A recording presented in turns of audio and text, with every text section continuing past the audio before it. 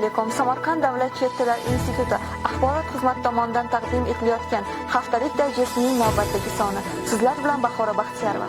Bir hafta davomida institutimiz hayotda ro'y bergan eng muhim yangiliklar bilan sizlarni tanishtiraman.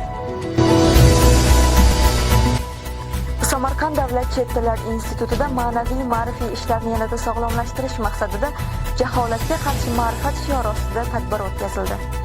Unda mutasaddi tashkilot xodimlari tomonidan yot g'oyalar ta'siridan talaba yoshlarni asrash, terrorizm va jinoyatchilikka qarshi kurashish hamda u borasida olib borayotgan ishlar xususida so'z yuritildi. Xalq banki Samarqand mintaqaviy filiallari xodimlari tomonidan Samarqand davlat chet tillar institutida talabalar ishtirokida uchrashuv tashkil etildi. Jarayon davomida imtiyozli ta'lim kreditlari, undan foydalanish va rasmiylashtirish shartlari hamda imkoniyat va imtiyozlar to'g'risida ma'lumotlar berildi. Institutda AQShlik ingliz tili fani o'qituvchisi Jennifer Master tomonidan o'qituvchilar va talabalar uchun seminar trening tashkil etildi. Unda ingliz tilining 4 ta kombinatsiyasi, umumlashgan holda o'qitish metodikalari bo'yicha fikr-mulohazalar almashildi. Xalqaro hamkorlikning navbatdagisi. Yaponiyaning Iwatani Guken ta'lim muassasasi bilan davom etib, tomonlar o'rtasida takliflar almashinib, Samarqand davlat chet tillar institutida yapon tilini o'qitish markazi tashkil etish kelishildi.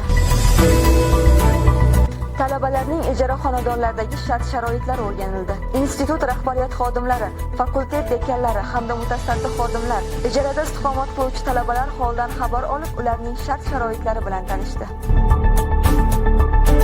Institutimizda 8-mart Xalqaro xotin-qizlar kuni munosabati bilan talabalar o'rtasida osh musobaqasi o'tkazildi. Unda 2 ta katta qozonda osh damlandi. Musobaqa g'oliblariga baxtiyorlik va esdalik sovg'alari bilan taqdirlanib, Ramazon oyi munosabati bilan talabalarga osh tarqatildi.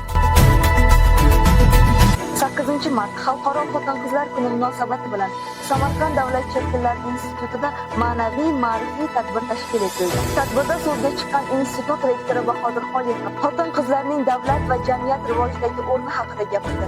Institut xotin-qizlarni bayram bilan tabrikladi. Talabalar tomonidan yangragan milliy kuy-qo'shiqlar, poytaxtimizdan tashrif buyurgan san'at ustalari, samarqandlik san'atkorlarning chiqishlari tadbirga yanada o'zgacha shukuh bag'ishladi.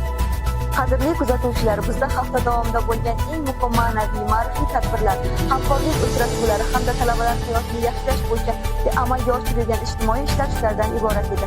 Bizni kuzatishda davom eting. Ko'rishguncha xayr.